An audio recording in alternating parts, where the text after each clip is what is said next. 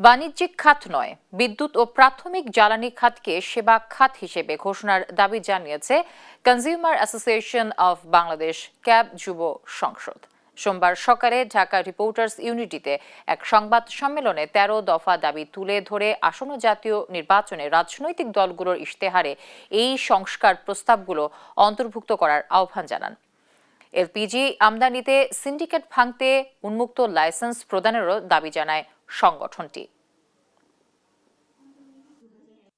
ভোক্তাদের এমন সব যৌক্তিক বক্তব্য সরকার কখনো আমলে নেয়নি এবং বিদ্যুৎ ও জ্বালানিকে লুণ্ঠনমূলক ব্যয় ও মুনাফা মুক্ত করার ব্যাপারে সরকার কখনো এগিয়ে আসেনি। জ্বালানির অধিকার সংরক্ষণে চলমান লড়াই আন্দোলন বেগবান হয়েছে। পরিবর্তন দেখছি না। এর পরিবর্তন আসলে তখনই হবে যখন সাধারণ মানুষদের মধ্যে এই বিষয়ে জানা শোনা এবং সচেতনতা আসবে।